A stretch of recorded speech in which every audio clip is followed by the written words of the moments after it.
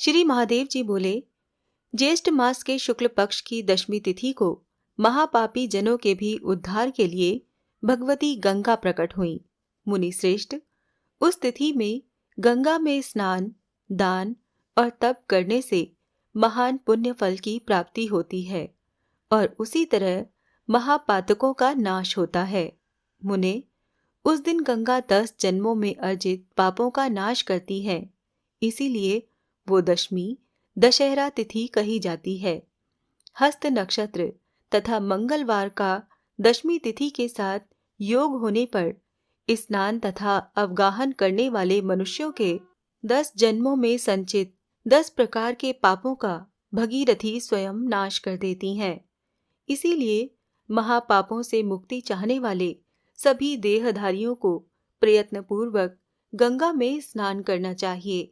तदंतर महावेगवती भगवती गंगा स्वर्ग से निकलकर राजा के रथ का अनुगमन करती हुई दक्षिण दिशा में आई। मार्ग में देवर्षि, गंधर्वों तथा मनुष्यों द्वारा विभिन्न प्रकार के पुष्प समूहों, बिल्व पत्रों, अक्षत तथा सुंदर दूर्वा दलों आदि से परम भक्ति पूर्वक भगवती गंगा की पूजा की गई। उन पुष्पों से शोभायमान शुद्ध स्फटिक के समान कांति वाली सुरतरंगिणी वेगवती, भीषण ध्वनि करने वाली तथा फेनों से सुशोभित भगवती गंगा दुर्भेद्य दुर्गम पर्वतों को पार कर हाथी सिंहों को भगाती हुई विशाल निषद नामक तथा हेमकूट पर्वत को पार कर हिमालय की सन्निधि में आ गईं।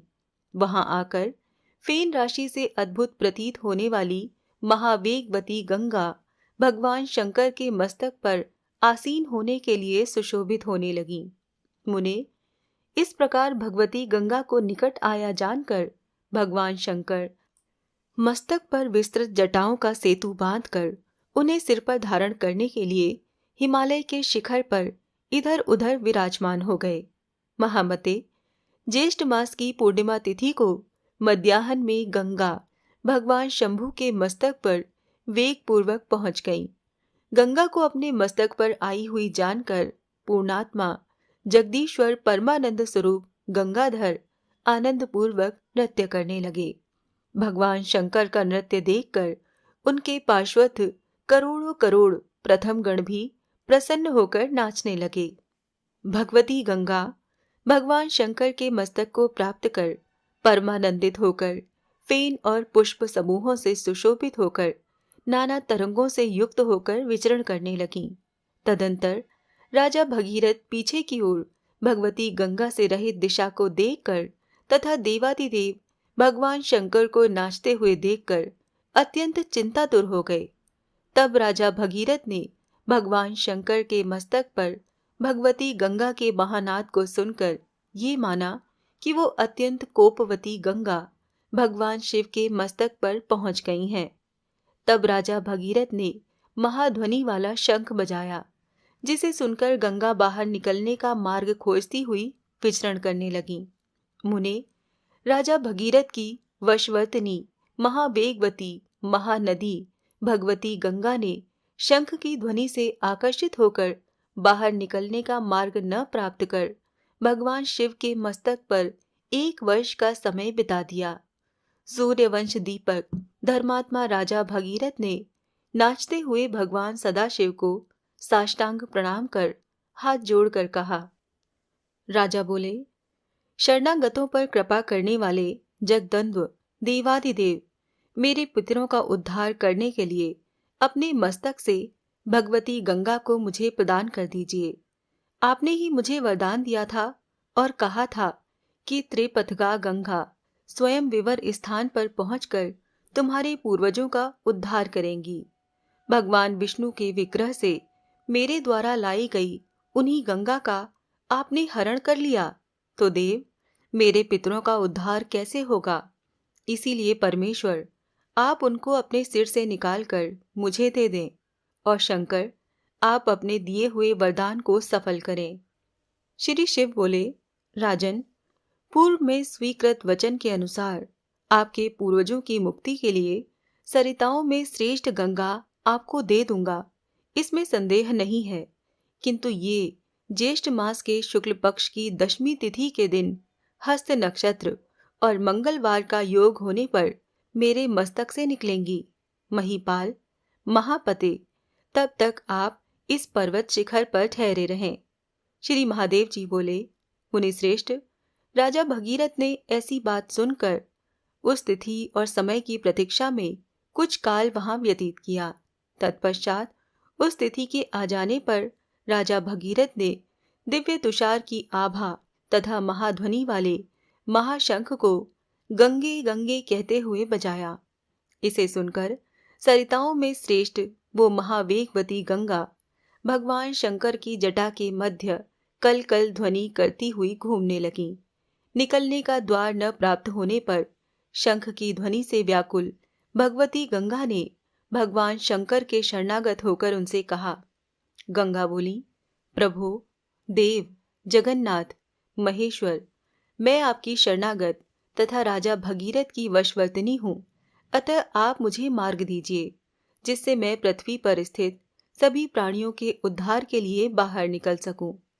राजा भगीरथ की शंख की ध्वनि से आकर्षित मैं अत्यंत पीड़ित हूँ। श्री महादेव जी बोले, इस प्रकार भगवती गंगा की बात सुनकर भगवान शंकर ने उसी क्षण बाएं हाथ से दक्षिण दिशा की तरफ अपने जटाबंध को खोल दिया। तब वो भगवती गंगा घोर गर्जना करती हुई भगवान शंभू के सिर से निकलकर अत्यधिक तीव्र गति से दक्षिण दिशा में राजा भगीरथ के रथ की ओर चल पड़ी। मुनिश्रेष्ठ, राजा भगीरथ भी महाशब्द वाले शंख को बजाते हुए स्वर्ण परिष्कृत रथ को वेग पूर्वक चलाने लगे। नदियों में श्रेष्ठ सुर नदी गंगा पर्वतराज हिमालय के पृष्ठभाग पर विहार करती हुई गजों, सिंहों आदि जंतुओं को 10 दिशाओं में भगाती हुई जा रही हैं। ऐसा सुनकर मेना तथा पर्वतराज हिमालय उनको देखने के लिए उनके समीप आ गए। माता पिता दोनों को देखकर सुरश्रेष्ठ भगवती गंगा साष्टांग प्रणाम कर उन दोनों से पूजित होकर शीघ्रता से पृथ्वी तल पर गिरी। तदंतर दिगंतरों में पुष्प की वर्षा होने लगी और चारों तरफ लोगों की जय ध्वनि गूंजने लगी। तब भगीरथ गंगा पृथ्वी तल को प्राप्त कर तपाए हुए सोने की आभा के समान अपने तेज से दीप्तिमान होने लगी। उनका वेग चौगुना बढ़ गया तथा स्वर भी अधिक तीव्र हो गया। फिर भी पृथ्वी भगवती गंगा के लाभ से आनंदित हुई। मुने, वेगवती गंगा रथ से बने हुए मार्ग को खोजती हुई अपनी कलकल ध्वनि के साथ दक्षिण दिशा की ओर चल पड़ी। शाल, चिरौंजी आदि समस्त वृक्षों तथा द्रोण पुष्प के वनों और नगर, ग्राम तथा ग्रह आदि को चारों तरफ से आप्लावित करके देवर्षियों के द्वारा स्तुत होती हुई राजा भगीरथ की वशवर्तिनी महादेवी गंगा उनके पीछे पीछे तीव्र गति से बहने लगी। श्री महादेव जी बोले, इस प्रकार महादेवी गंगा बहुत योजन दूरी को पार कर उन महात्मा राजा भगीरथ के साथ हरिद्वार आ गईं। नारद, वहां सप्त ऋषियों ने देवताओं के लिए भी अत्यंत दुर्लभ गंगा को देखकर शंख की ध्वनि के साथ आनंद पूर्वक उनकी पूजा की और उन 7 ऋषियों ने भी 7 दिशाओं में पृथक पृथक महाशंख बजाए। तब उस शंख ध्वनि को सुनकर भागीरथी गंगा तीव्र वेग धारण कर राजा भगीरथ के समीप में ही 7 धाराओं में विभक्त हो गईं। तब पराशांभवी भगवती गंगा ने वेग पूर्वक पाषाणों को तोड़कर नदियों के साथ मिलकर आग्नेय दिशा की ओर प्रस्थान किया। मुनिश्रेष्ठ, शिवा भगवती गंगा प्रयाग में आकर यमुना और सरस्वती के साथ मिल गईं। प्रयाग में पुण्यमयी भागीरथी गंगा देवताओं के लिए भी दुर्लभ है। मुने, वहां किए गए स्नान, तप और दान पुण्य से भी पुण्यतर हैं। वहां ब्रह्मा आदि तथा सभी सुराधीश भी स्नान कर अपने आप को पवित्र मानते हैं, तो फिर अन्य की क्या बात है। महेश्वरी गंगा पूर्वाभिमुख होकर कुछ दूर चलकर भगवान शंकर का दर्शन करने के लिए उत्तराभिमुखी होकर काशी को प्राप्त हुई। मुने, जिस प्रकार काशी महामोक्ष प्रदा है, उसी प्रकार पुण्यतमा भगवती गंगा महान पापों का नाश करने वाली हैं। वहां ज्ञान अथवा अज्ञान पूर्वक देह त्याग करने वाले प्राणी को सुरोत्तमा कल्याणी भगवती गंगा शाश्वत शांतिप्रद मोक्ष प्रदान करती हैं। महामुने, काशी में देह त्याग करने वाले पापी प्राणियों को भी मुक्ति के लिए अन्य साधनों की अपेक्षा नहीं होती। ये मैं सच कहता हूँ। भगवती गंगा सभी स्थानों पर सुलभ है, किंतु हरिद्वार, प्रयाग, गंगा सागर संगम, इन 3 स्थानों पर गंगा की प्राप्ति दुर्लभ है। नारद, इस प्रकार परम वेगवती गंगा को काशी में आई हुई देखकर काशी क्षेत्र की रक्षा करने वाले भैरव श्रेष्ठ दंड लेकर तीव्र गति से उनकी ओर दौड़े। दुर्दश भैरव ने गंगा से कहा, द्रव्यमयी तुम कौन हो और कहां से आई हो? निमग्ने, तुम काशी को क्यों जलाप्लावित कर रही हो? ये देवाधिदेव महात्मा भगवान शंकर की नगरी है। इस नगरी के संरक्षक तुम भैरव को क्या नहीं जानती हो? तब भीषण नेत्र वाले, हाथ में दंड उठाए हुए, साक्षात प्रलयंकारी महाकाल सदृश भैरव से भगवती गंगा ने ये वचन कहा, मैं द्रव्यमयी भगवती गंगा भगवान शंकर की प्रिया हूँ और पृथ्वी तल पर आई हूँ तथा भगवान शंकर के शीश पर प्रतिष्ठित होकर भगवान विश्वेश्वर के दर्शन के लिए उनके निकट काशी आई हूँ। काल भैरव, आप रुकिए, मैं काशी को जलाप्लावित नहीं करूंगी।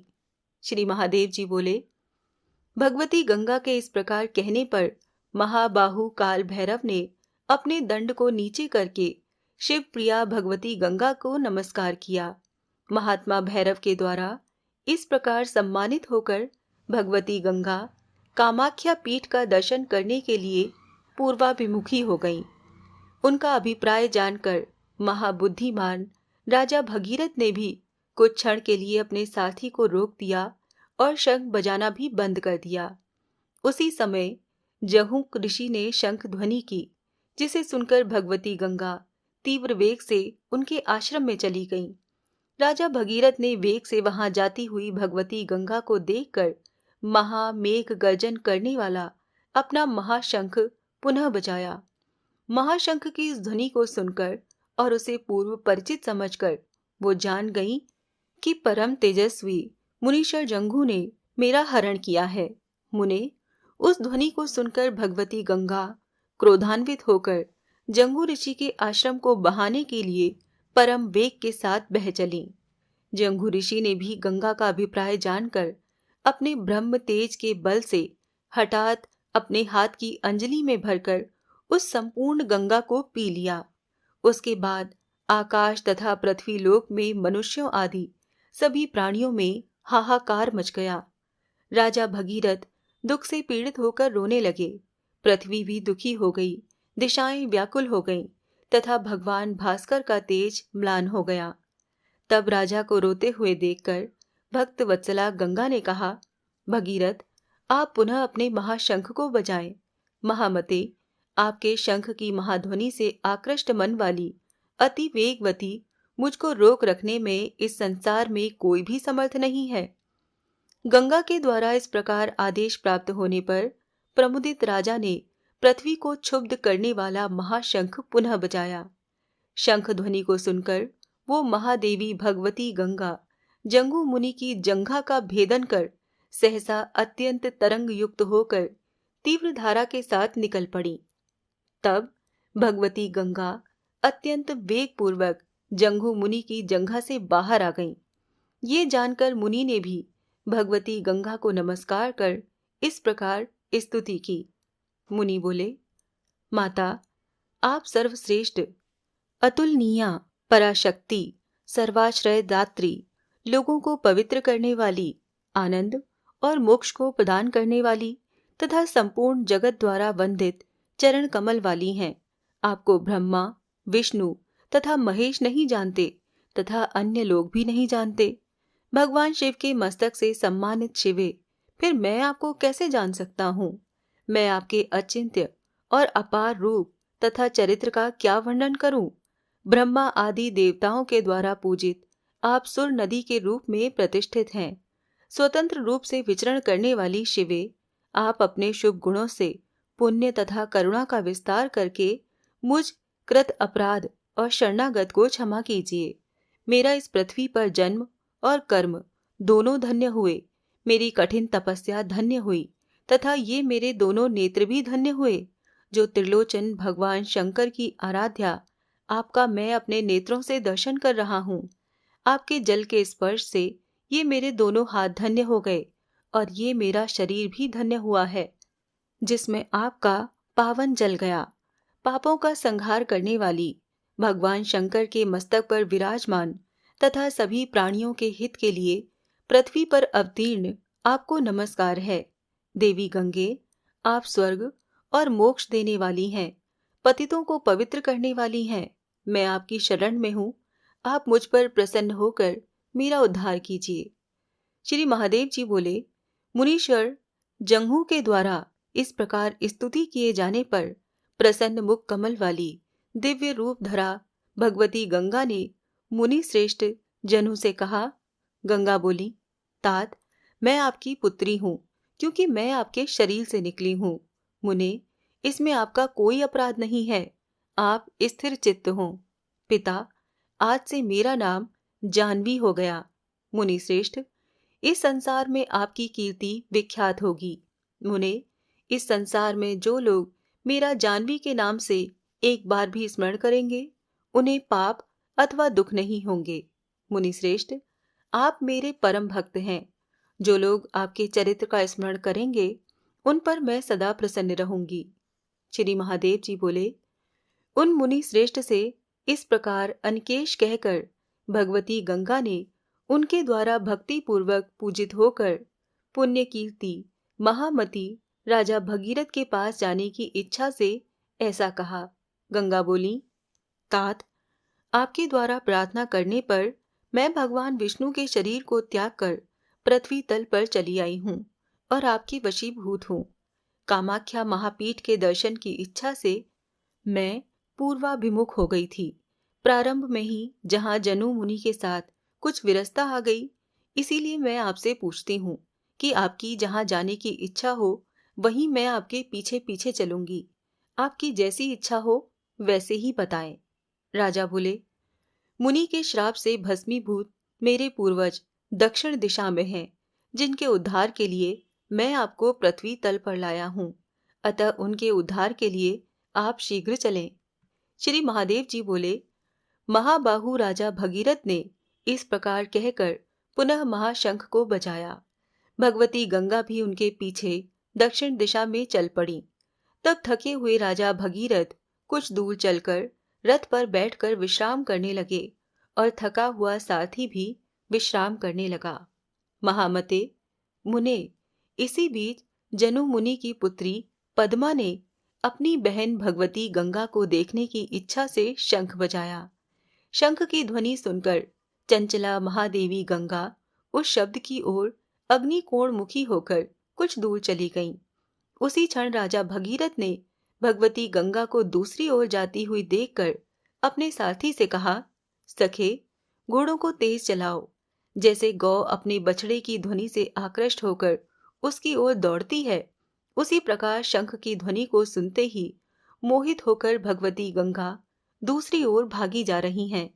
नारद, इतना कहकर राजा भगीरथ ने भी शीघ्र ही शंख बजाया तथा सारथी ने भी रथ को तीव्र गति से चलाया। ये सुनकर पुनः भगवती गंगा राजा के रथ की अनुगामिनी हो गई। इसी कारण पद्मा अत्यंत क्रुद्ध होकर जल रूप में सुशोभित होने लगी। वो पुण्य सलिला पद्मा विस्तृत प्रवाह से वेग पूर्वक पूर्व दिशा की ओर चली और सिंधुराज में मिल गईं। तब पाप का हरण करने वाली भगवती महादेवी गंगा अत्यंत वेग पूर्वक दक्षिण दिशा की ओर चली गईं। भगवती गंगा राजा सगर के वंशजों का अन्वेषण करती हुई वेग पूर्वक समुद्र के निकट पहुंचकर हजारों धाराओं में उसके चारों ओर फैल गईं। वो समुद्र उनके कल कल निनाद से व्याप्त होकर सुशोभित होने लगा। समुद्र ने देवेंद्र से पूजित महावेगवती भगवती गंगा को आई हुई जान करके वहां आकर अपनी धारा चारों ओर फैलाकर पुष्प, गंध तथा धूप आदि से उनका अर्चन किया। जय माता दी। आज के अध्याय में यहीं तक। इससे आगे की कथा सुनने के लिए आप आगे के अध्याय को जरूर सुनिएगा।